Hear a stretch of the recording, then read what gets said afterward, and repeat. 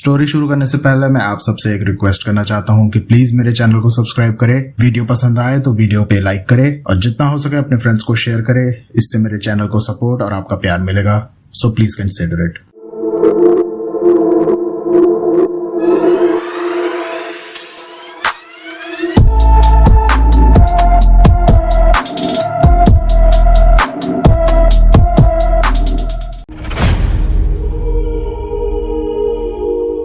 Hello everyone, खमागणी and welcome to the world of stories. फिर से मैं आप लोगों के सामने एक और नया इंटरेस्टिंग सुपरनैचुरल एक्सपीरियंस लेकर। कई बार कुछ एंटिटीज, मतलब जब भी किसी नॉर्मल इंसान को कहीं पर भी कोई भूत वगैरह देखते हैं तो उससे घबरा जाते हैं। कई बार जब लोग पसेस होते हैं, आसपास के लोग समझ नहीं पाते हैं कि क्या हो रहा है क्या नहीं हो रहा है। लेकिन इनमें से मैक्सिमम जो एंटिटीज होती हैं वो प्रताड़ित होती हैं। तो ये प्रताड़ित एंटिटीज होती हैं, ये आपसे इंटरेक्ट करना चाहती हैं अपने मन की बात कहने के लिए कि आखिर उनकी लाइफ का ऐसा कौन सा अधूरा पार्ट रह गया था जिसे वो पूरा करना चाहते हैं। और ऐसी एक एंटिटी का सामना हुआ एक हॉस्टल में रहने वाले कुछ बच्चों के साथ। क्या हुआ क्या नहीं ये जानेंगे हम लोग इस कहानी में। लेकिन कहानी में आगे बढ़ने से पहले अगर आपके पास कोई रियल सुपरनैचुरल इंटरेस्टिंग स्टोरी है तो आप हमारी इन दी गई आईडीज पर शेयर कर सकते हैं। चलिए बढ़ते हैं कहानी में आगे। तो ये बात है 2009 की और ये कहानी शुरू होती है कोचिंग क्लास से, जिसका अपना एक रेजिडेंशियल कैंपस था। जो सेटअप था वो कुछ ऐसा था कि बीच में जो थी वो कोचिंग थी और इधर उधर हॉस्टल्स थे। एक हॉस्टल गर्ल्स का और एक हॉस्टल बॉयज का। और 11th-12th के क्लास के जो स्टूडेंट्स थे वो यहाँ पर रहा करते थे। लड़कों के अलावा जो बॉयज हॉस्टल था उसमें एक रसोइया और साथ ही साथ उन हॉस्टल्स का जो ओनर था, मतलब बेसिकली जो केयर टेकर आप बोल सकते हो, वो था माधव, उसका नाम था। वो वहां पे रहा करता था। हॉस्टल के आसपास बहुत कम घर थे और हॉस्टल से लगकर एक पुराना सा बंगला था जहां पर एक बूढ़ा आदमी अकेला रहा करता था। माधव ने हॉस्टल में रहने वाले लड़कों को साफ साफ कहा हुआ था कि उन्हें उस बंगले की तरफ नहीं जाना है। लेकिन आप जानते हैं 11th-12th क्लास के बच्चे वो कहाँ किसी की मानते हैं। एक दिन ये लोग क्रिकेट खेल रहे थे और क्रिकेट खेलते खेलते इनकी जो बॉल थी वो उस बंगले में चली जाती है। अब इनमें से दो लड़के उस बंगले पर जाते हैं अपनी बॉल ढूंढने। कुछ देर ढूंढने के बाद जो उन दोनों में से एक बच्चा था उसे अपनी वो बॉल एक कंक्रीट के स्लैब पर पड़ी हुई दिखाई देती है। वो वहां जाता है, बॉल उठाता है और बॉल उठाकर जैसे वो घूमता है उसे एक अजीब सी ठंडक का एहसास होता है। उस ठंडक के एहसास से वो चारों तरफ देखता है और इतने में जो दूसरा लड़का था वो उसके हाथ में बॉल देखकर बोलता है, बे देख क्या रहा है, चल आजा, लेट हो जाएंगे। अब उस दिन क्या था, जो रसोइया और जो इनका केयर टेकर था माधव, वो दोनों हॉस्टल में नहीं थे, वो किसी काम से बाहर गए थे और वो अगली सुबह ही आने वाले थे। तो यहाँ हॉस्टल के कुछ बच्चों ने मिलकर ये सोचा कि आज हम लोग चिकन पार्टी करते हैं, क्योंकि आज दोनों ही नहीं है। तो ये लोग अपना चिकन विकन खरीद कर लाते हैं और ये सारा सेटअप छत पर बनाते हैं। वहीं पर ये चिकन बनाते हैं और वहीं पर उसे खाने का प्लान भी बनाते हैं। अब ये चिकन विकन बनाते बनाते इनको लेट हो जाता है, रात तकरीबन 9:30-10 के आसपास बच जाते हैं। तो इन्होंने छत के ऊपर एक छोटी सी लाइट लगा ली थी और अपना सारा सेटअप वहां पर कर लिया था। चिकन विकन बनाकर ये सब लोग अपना खाना खाने बैठते हैं। तो यहाँ पर एक लड़का बैठा हुआ था। तो जब वो बैठा हुआ था उसे फील होता है कि उसके आसपास कोई बैठा हुआ है। घूमकर देखता है तो जो दूसरा लड़का था वो उससे बहुत दूर बैठा था, लेकिन उसे जस्ट ऐसा फील हुआ कि कोई उसके पास में ही बैठा है। और वो लड़का अपनी प्लेट में जस्ट चिकन डालते कि उसे फिर से वापस से फील होता है क्योंकि उसके पास बैठा हुआ है। वो फिर से घूमता है और उस बार घूमते उसकी आंखें फटी की फटी रह जाती है। एक बिल्कुल काली सी आकृति उसके पास बैठी हुई थी और उसको देखते ही वो उठ के खड़ा होता है और भूत भूत भूत चिल्लाते हुए भागता है। अब आप सीन इमेजिन करें कि 8-10 बच्चे हैं, सब अपनी चिकन की प्लेट लेकर बैठे हुए हैं।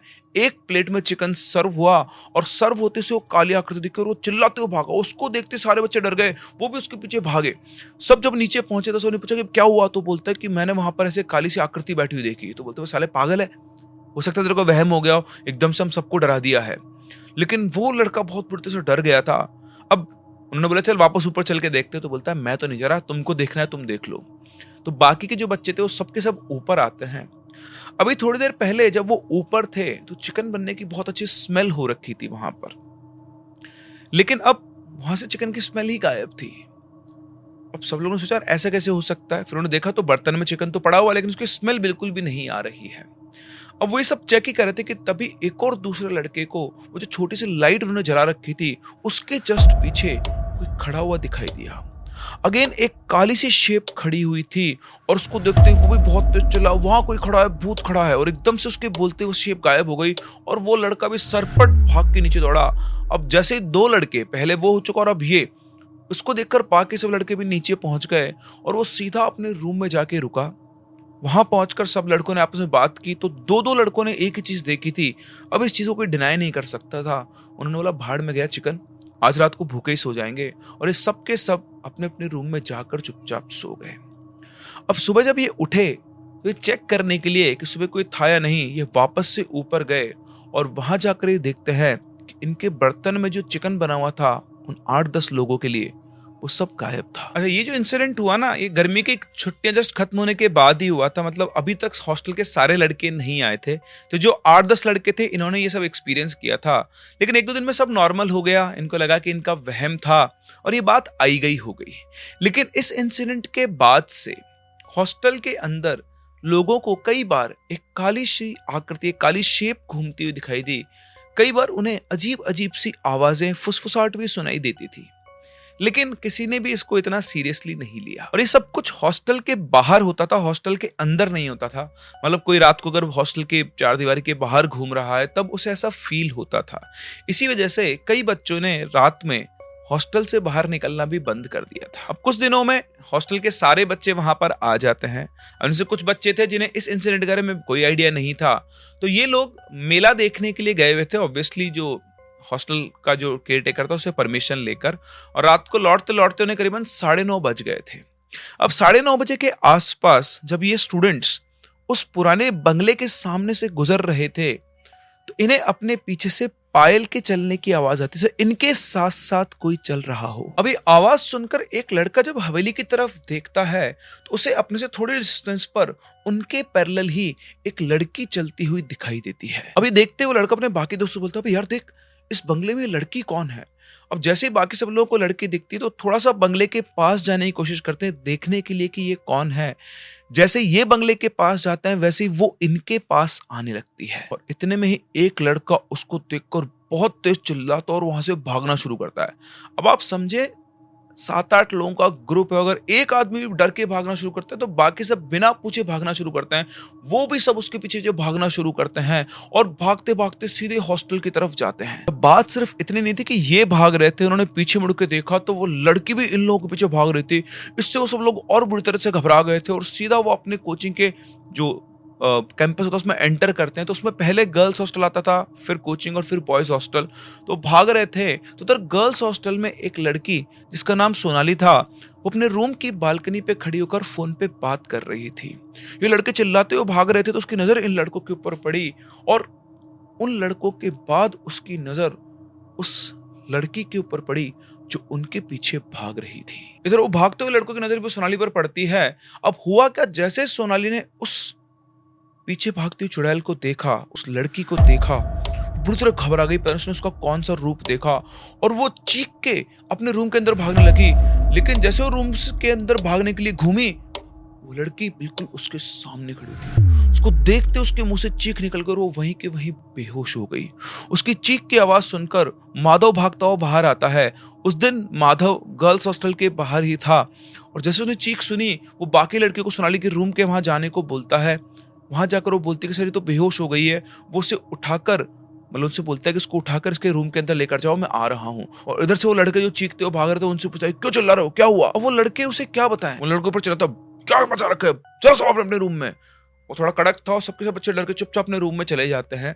उधर वो सोनाली को जाके संभालता है, उसे होश आता है, उससे पूछता है क्या हुआ, तो वो बताती है कि ऐसे उसे कुछ दिखा। उसने बोला चिंता मत करो, तुम्हारा वहम होगा, तुम थोड़ा आराम से रहो। उसे वो उस रूम से हटाकर दूसरी लड़कियों के रूम में सुलाता है जो शेयरिंग के अंदर रूम थे। यानी एक रूम में वो 3 लड़कियां सोती है। अब जब सुबह होती है तो माधव उन लड़कों के पास पहुंचता है जो रात को चिल्लाते हुए भाग रहे थे और उनसे आकर पूछता है कि बताओ क्या बात हुई थी, क्यों भाग रहे थे। फिर वो लड़के उसको सारी बात बताते हैं। अब सोनाली ने जो देखा और इन लड़कों ने जो बताया, इन दोनों को कनेक्ट करके वो ये तो समझ जाता है कि बच्चे झूठ नहीं बोल रहे हैं। अब अगले दिन सोनाली को होश आता है, वो बिल्कुल नॉर्मल लग रही थी। बाकी बच्चे और माधव भी उससे नॉर्मल ही बिहेव कर रहे थे। उसे रात कर में कुछ भी याद नहीं था, बस उसका थोड़ा सिर दर्द कर रहा था। माधव ने भी और बाकी लोगों ने भी उससे किसी तरह का कोई डिस्कशन नहीं किया। वो दिन बिल्कुल नॉर्मल गुजरा। अच्छा, सोनाली जो थी वो अपनी एक फ्रेंड के साथ रहा करती थी, मतलब उसके रूम के अंदर रूम शेयरिंग पर था। तो जो लड़की थी वो सोनाली के बिहेवियर से डर गई थी और वो बहाना बनाकर छुट्टी लेकर अपने घर पे चली गई। यानी उस रात सोनाली अपने हॉस्टल के रूम में बिल्कुल अकेली थी। अब सोनाली जब सोने जाती है तो जैसे वो अपने कमरे की लाइट ऑफ करती है, उसे लगता है कि उसके बेड पर पहले से कोई सोया हुआ है। वो जाके वहां की चादर को हटाती है तो वहां पर कोई भी नहीं था। उसे लगा कि उसके मन का वहम है। वापस जाकर सोती है, सोने की कोशिश करती है। उसकी हल्की सी नींद आई थी कि वापस उसकी आंख खुलती है, ऐसी फीलिंग से कि उसके कमरे में कोई है। जैसे आंख खुलती है, उसे अपने कमरे के दरवाजे के पास में एक काली सी शेप खड़ी हुई दिखाई देती है। घबराकर लाइट ऑन करती है, जैसे लाइट ऑन करती है वहां पर कुछ भी नहीं था। उसे समझ में नहीं आ रहा था कि क्या चल रहा है। फिर वापस से वो लाइट ऑफ करके सोने की कोशिश करती है, लेकिन पूरी रात उसे नींद नहीं आती है। अगले दिन सुबह वो ये सारी बातें अपनी फ्रेंड को बताती है जो उसकी क्लासमेट थी, और वो क्लास के अंदर ही बैठी हुई थी। करीबन 2-3 क्लास गुजरी होगी कि तभी एकदम से सोनाली में पोजीशन आता है। पूरी क्लास चल रही थी, शांत बैठी हुई थी, सामने टीचर पढ़ा था, और तभी एकदम से पूरी क्लास के अंदर सोनाली की हंसी गूंजती है। वो अपने दोनों हाथ टेबल पर रखकर हा हा हा इस तरह से हंसना शुरू करते हो, अपना सिर घुमाना शुरू करते हैं, उसके पूरे बाल खुल जाते हैं, आंखें उसकी बिल्कुल जैसे खून उतर आता है आंखों के अंदर, ऐसी हो गई। तो बिल्कुल अजीब से एक्सप्रेशन बनाकर वो सब लोगों को घूर रही थी। उसको देखते आसपास के लड़के थे सब चिल्लाना शुरू कर देती है, और पूरा का पूरा स्कूल के जो टीचर्स वगैरह थे वो सब के सब उनकी क्लासरूम के बाहर आकर खड़े हो जाते हैं। क्लास में जो लड़के थे और जो टीचर थे वो सोनाली को संभालने की कोशिश करते, लेकिन वो अपने आप को पटक रही थी, उनसे छुड़ाने की कोशिश कर रही थी। और इसी कश्मकश में सोनाली का सिर दीवार से टकरा जाता है बहुत तेजी से, और वो वहीं की वहीं बेहोश हो जाती है। सिर दीवार से टकराने की वजह से उसके सिर के ऊपर वो जो होता ना गोला सा हो गया था, बिल्कुल नीला वो पड़ गया था। लेकिन इस टाइम वो बेहोश हो गई थी, तो उसे स्कूल के मेडिकल रूम में ले जाया गया, और फिर उसके घर वालों को कॉल किया गया। उसके घर वाले आए और सोनाली को वो अपने घर पर ले गए। अब घर जाने के बाद सोनाली 2 दिन में पूरी तरह से ठीक हो गई थी। फिर बाद में लोगों को पता चला कि जब ये लोग वीकेंड पे अपने घर जाते थे तो उस टाइम पर सोनाली के घर वालों को, मतलब सोनाली का घर बहुत दूर नहीं था वहां से, तो सोनाली घर वालों को उसके बॉयफ्रेंड के बारे में पता लग गया था, और उन्होंने उसे उससे दूर रहने को कहा था, डांटा पीटा भी था, और इसीलिए शायद सोनाली ने पजेस्ट होने का नाटक किया। अब ये नाटक था या सच्चाई, ये तो कोई भी नहीं जानता था। लेकिन हाँ, सोनाली की ये सच्चाई पता होने के बाद हॉस्टल के बच्चों ने या स्कूल के बच्चों ने इस चीज को थोड़ा सा कैजुअली लिया कि सोनाली की नौटंकी थी, इससे ज्यादा कुछ भी नहीं था। अब इस इंसिडेंट को करीबन 1 महीना बीत गया। इस 1 महीने के दौरान कभी कभी हॉस्टल में रहने वाले बच्चों को पायल की कोई चल रहा हो, पायल पहन के वैसी आवाज आती थी। कभी कभी उन्हें दूर से किसी के रोने की आवाज आया करती थी। कभी कभी कोई शेप दिख जाना, लेकिन बहुत ज्यादा किसी के साथ कुछ होता नहीं था। लेकिन एक रात की बात है, एक लड़की जिसका नाम था नित्या, वो हॉस्टल में थी और अपने फोन पर बात कर रही थी। और रात के करीबन 9 साढ़े 9 बजे बात करते करते वो अपने हॉस्टल की बिल्डिंग से बाहर निकलकर, जो बाहर गार्डन टाइप का होता है, उसके अंदर घूमते घूमते बात कर रही थी। जब वो बात कर रही थी तो बात करते करते उसे एक अजीब सा सेंसेशन हुआ, जैसे उसके पास कोई खड़ा है। जैसे उसने घूमकर देखा, आसपास कोई नहीं था, लेकिन वो बुरी तरह घबरा गई, और घबराकर वो अपने रूम में जाने के लिए, हॉस्टल में जाने के लिए वापस से चलने लगी। जैसे वो चलने लगी, एकदम से वो फ्रीज हो गई, और वहां पर उसके अंदर आया एक पोजीशन। इसके बाद वो चलकर सीधा अपने रूम में पहुंची। उसके रूम में 2 और लड़कियां रहा करती थी। उनमें से एक लड़की छुट्टी पर अपने घर गई हुई थी, और जो दूसरी लड़की थी वो अपने बेड पर सोई हुई थी। कमरे की लाइट ऑफ थी। नित्या सीधे कमरे के अंदर एंटर करती है और उस लड़की के बेड के पास जाकर, यानी उसके बेड के ऊपर उसके पैरों के पास जाकर बैठ जाती है। और थोड़ी देर के बाद उस लड़की की आंख खुलती है किसी के गुनगुनाने की वजह से। उसने आंख खोल के देखा तो नित्या कुछ अजीब तरीके से गुनगुना रही थी, और उसका बैठने का पोस्चर बिल्कुल स्ट्रेट था। थोड़ी घबरा जाती है, पूछती नित्या, लेकिन नित्या की तरफ से कोई जवाब नहीं आता। वो लाइट ऑन करती है और देखती है नित्या की तरफ, तो देखकर वो घबरा जाती है कि जैसे उसने लाइट ऑन की, नित्या उसकी तरफ एक अजीब सी आंखों से देखती है और मुस्कुरा देती है। और जैसे ही नित्या उसकी तरफ मुस्कुराती है, कमरे की लाइट अपने आप फ्लिकर करने लगती है। लड़की बुरी तरह से घबरा जाती है और सीधी बाहर दौड़ती है। कमरे का दरवाजा खुला हुआ था कि नित्या ने वहां से एंट्री ली थी, लेकिन जैसे वो लड़की कमरे के दरवाजे की तरफ भागती, दरवाजा एकदम से अपने आप बंद हो जाता है, और वो दरवाजे को खोलने की कोशिश करती है, लेकिन दरवाजा खुल नहीं रहा था, जैसे किसी फोर्स ने उसको बांध दिया हो। कुंदियां खुली हुई थी लेकिन दरवाजा नहीं खुल रहा था। वो लड़की बहुत तेज तेज चीख चीख के दरवाजे को पीटना शुरू करती है और इधर से नित्या उसको देखकर हंसना शुरू करती है। उस लड़की की चीख की आवाज सुनकर सब लोग वहां पर आकर इकट्ठा हो जाते हैं। लड़कियां फटाफट से माधव को बुला के लाती हैं। अब माधव और कुछ लड़के भी वहां पर आते हैं। माधव अपने साथ लड़कों को बुला के लाता है और देखते हैं कि कमरे के अंदर से बहुत तेज तेज हंसने की आवाज आ रही है और साथ ही साथ चीखने की आवाज भी आ रही है। और थोड़ी देर के बाद चीखने की आवाज बंद हो गई, सिर्फ और सिर्फ हंसने की आवाज आ रही थी। ये आवाज सुनते वो लोग दरवाजा खोलने की कोशिश कर रहे थे लेकिन दरवाजा खुल नहीं रहा था। फिर सब लोगों ने मिलकर दम लगाया और उसके बाद उन्होंने दरवाजा खोला। जैसे दरवाजा खोला उन्होंने देखा कि जो दूसरी लड़की थी वो कमरे के फर्श पर बेहोश पड़ी हुई है और नित्या सामने बैठकर हंस रही है। और इन सब लोगों की आंखों के सामने सामने नित्या अपने बेड से 2 इंच ऊपर हवा में आ गई। इन लोगों ने आओ दिखाना था, फटाफट से उस लड़की को बाहर निकाला और फिर उस कमरे को बंद कर दिया। जैसे जो कमरे में बंद किया तो फिर से हंसने की आवाज आई और एक सेंटेंस आया, किसी को नहीं छोड़ूंगी, किसी को नहीं छोड़ूंगी। अगले 5-10 मिनट तक वो हंसती रही और फिर उसके बाद बिल्कुल शांति हो गई। लेकिन किसी की भी हिम्मत नहीं थी कि वो उस कमरे को खोल सके। माधव सभी बच्चों को सेटल करता है और उसके बाद पूरी रात वो नित्या के कमरे के बाहर बैठा रहता है और ये सोचता रहता है कि क्या करना है। सुबह होते ही वो नित्या के घर वालों और एक तांत्रिक को बुलाता है। पहले नित्या के घर वाले पहुंच जाते हैं, वो आकर पूछते हैं क्या हुआ, तो उन्हें सब कुछ बताया जाता है। लेकिन वो ये सब फालतू बातें मानने को तैयार नहीं थे। वो माधव के ऊपर गुस्सा कर रहे थे कि पूरी रात तुमने हमारी बेटी को बंद कर रखा है, पता नहीं क्या हुआ होगा क्या नहीं। दरवाजा खोला तो नित्या बेहोश पड़ी हुई थी और ये देखकर वो और ज्यादा आग बगुला हो गए। उन्होंने माधव को बहुत खरी खोटी सुनाई। फिर माधव ने कहा कि आप मेरी बात समझिए, आप जो समझ रहे हैं ऐसा कुछ भी नहीं है, कुछ ना कुछ यहाँ पर चक्कर है। फिर बाकी बच्चे आए, लड़कियां आए, उन्होंने भी उनसे बातचीत की। तो उन्होंने ये कहा कि आप बस थोड़ी देर और रुक जाइए, उस तांत्रिक को आने दीजिए ताकि हमें भी तसल्ली हो जाए।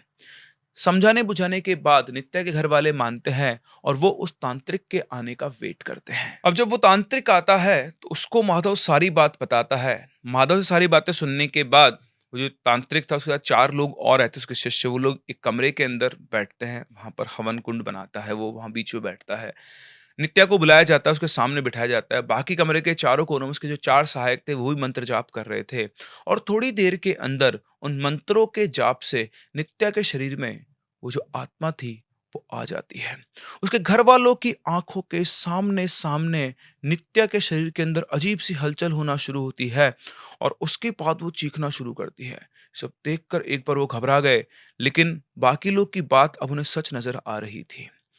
उसके शरीर में उस आत्मा के आते ही तांत्रिक उससे पूछने की कोशिश करता है कि वो कौन है और क्या चाहती है, लेकिन वो कोई जवाब नहीं दे रही थी। इसके बाद तांत्रिक अपने और मंत्र पढ़ना शुरू करता है और एकदम से वहां से उठकर भागने की कोशिश करती है। वो छटपटा रही थी, लेकिन शायद उसके मंत्रों की शक्ति की वजह से वो वहीं पर बंधी हुई थी। थोड़ी देर के बाद तांत्रिक उसे सब कुछ बोलने पर मजबूर कर देता है और फिर वो बोलना शुरू करती है नित्या की आवाज में कि उसका नाम सुधा है, वो पास के बंगले में रहने वाले बूढ़े आदमी की बेटी है। तांत्रिक ने उनसे पूछा तो तू चाहती क्या है? नित्या फिर हंसती और बोलती है राकेश कहाँ है, मुझे बस राकेश का पता बता दो। तो तांत्रिक बोलता है राकेश? कौन राकेश? तब सुधा यानी नित्या बताना शुरू करती है राकेश, राकेश वो लड़का जिससे मैं प्यार करती थी। उसने बताया कि उसकी माँ की बचपन में ही मौत हो गई थी और उसके बाबा ने ही उसे पाल पोस कर बड़ा किया था। जो वो बड़ी हुई तो उसे राकेश नाम के एक लड़के से प्यार हो गया। वो दोनों एक दूसरे से बहुत प्यार करते थे और शादी करना चाहते थे। जब उसके बाबा को ये सब पता लगा तो उन्होंने मुझे बहुत मारा पीटा और मुझसे कहने लगे कि वो मेरी शादी कहीं और कर देंगे। मैं राकेश के बिना रह नहीं सकती थी, इसलिए मैं घर छोड़कर राकेश के साथ चली गई और हम दोनों ने शादी कर ली। शादी के कुछ महीनों बाद मैंने सोचा कि मैं अपने पिताजी की इकलौती बेटी हूं, शायद अब वो मुझे माफ कर देंगे और शायद यही मेरी सबसे बड़ी गलती थी। मैं राकेश को लेकर अपने बाबा के घर पहुंची और आकर उनके पैर पकड़ लिए, उनसे माफी मांगने लगी। लेकिन मेरे बाबा मुझसे बहुत बुरा भला कहने लगे, बहुत गंदे गंदे शब्द उन्होंने मेरे लिए यूज किए। और जब राकेश ने सब सुना तो उसे बहुत बुरा लगा और उसने मेरे पिताजी को टोका। जैसे उसने मेरे पिताजी को टोका, मेरे पिताजी और उसके बीच में बहस शुरू हो गई और इसी बहस के दौरान मेरे बाबा यानी मेरे पिताजी एक बंदूक लेकर आए और उन्होंने वहीं मेरी आंखों के सामने राकेश को गोली मार दी। और इससे पहले कि मैं कुछ बोल पाती, दूसरी गोली उन्होंने मेरे सीने में उतार दी। हमारी इस हवेली का जो एरिया है वो बहुत बड़ा है, किसी को कुछ भी पता नहीं चला। हमें मारने के बाद उन्होंने मेरी लाश को हमारे बगीचे में दफना दिया। लेकिन राकेश के शरीर का उन्होंने क्या किया, ये मुझे पता नहीं है। मैं तब से यहीं भटक रही हूँ और हवेली के अंदर राकेश को ढूंढ रही हूँ, लेकिन राकेश हवेली में नहीं है। शायद उन्होंने कहीं दूर जाकर राकेश के शरीर के साथ कुछ किया है। हमारे शरीर को दफनाने के बाद वो राज वहीं खत्म हो गया। आसपास के लोगों को लगा कि मैं राकेश के साथ शायद भाग के शादी कर चुकी हूँ, इसलिए मेरे पिता से कभी नहीं किसी ने कुछ नहीं पूछा। इसके बाद उसने कहा, वो रोने लग गई और बोलती कि बस मुझे ये बता दो कि राकेश कहाँ है, मुझे राकेश को देखना है, मुझे राकेश को ढूंढना है। उसकी कहानी सुनकर वहाँ जितने भी लोग थे और तांत्रिक खुद भी बहुत दुखी हुआ और उसने कहा कि अगर तुम सच कह रही हो तो तुम ये बताओ कि तुम्हारा शरीर कहाँ पर दफन है। तो उसने बताया कि इस जगह पर जाकर आप लोग खोदना, मुझे आपको मेरी शरीर जो भी बचा है, बॉडी हड्डियाँ, वो मिल जाएगी। तो पुलिस को इन्फॉर्म किया गया, पुलिस को बुलाया गया और जैसा उसने बताया वहाँ पर खड्डा खोदा गया तो वाकई में वहाँ पर हड्डियाँ मिली। अब इन हड्डियों के मिलने के बाद उसके बाप से पूछताछ की तो उसने अपना जुर्म कबूला और फिर उसने बताया कि यहाँ से करीबन 50-60 किलोमीटर दूर जंगल के पास उसकी एक और जमीन थी, वहां पर जाकर उसने राकेश को दफनाया था। खैर ये सब बात उस टाइम पर जब नित्या के शरीर में थी किसी को भी नहीं पता थी, सब बाद में पता चला है। उस टाइम पर तांत्रिक उसको समझाता है, जब पर नहीं मानती तो उसे वो कंट्रोल करके नित्या के शरीर से बाहर निकाल देता है, लेकिन वो उसे अपने पास नहीं रखता है, उसे वो मुक्त कर देता है राकेश को ढूंढने के लिए। सब क्रिया के बाद स्कूल के अंदर मतलब जो वहां पे थी वहां पे 2 दिन का ऑफ कर दिया था और सभी बच्चों को अपने अपने घर भेज दिया जाता है। इसके बाद माधव उस तांत्रिक से पूरे हॉस्टल को बंधवाता है ताकि दोबारा वो जो भी कोई एंटिटी है वो हॉस्टल में आ नहीं पाए। हनुमान जी का वहां पर हवन करवाया जाता है। इसी के साथ साथ सुधा के शरीर के जो बचे कुचे पार्ट मिले थे, पुलिस की नजरों के सामने उसका अंतिम संस्कार कर दिया जाता है। मगर राकेश के बारे में किसी को कुछ पता नहीं चलता है क्योंकि सुधा का जो बाप था उसे अब वो लोकेशन याद नहीं थी जहां पर उसने राकेश की लाश को दफन किया था। कुछ टाइम के बाद उसकी भी मौत हो जाती है और इस तरह से वो हवेली अब भी खाली पड़ी हुई है और आसपास रहने और गुजरने वाले लोगों को आज भी एहसास होता है कि वहां पर सुधा की आत्मा भटक रही है और वो अपने राकेश को ढूंढ रही है। तो ये थी सुधा की दर्द भरी कहानी जो मरने के बाद भी अपने प्यार को ढूंढ रही है। वैसे एक बात बताइए, अगर आपको उस हवेली में जाने का चांस दिया जाए सुधा से इंटरेक्ट करने, तो क्या आप वहां जाना चाहेंगे? कमेंट सेक्शन में हमें जरूर बताएं। हम लोग मिलते हैं अपनी अगली कहानी में, तब तक के लिए keep loving and keep listening.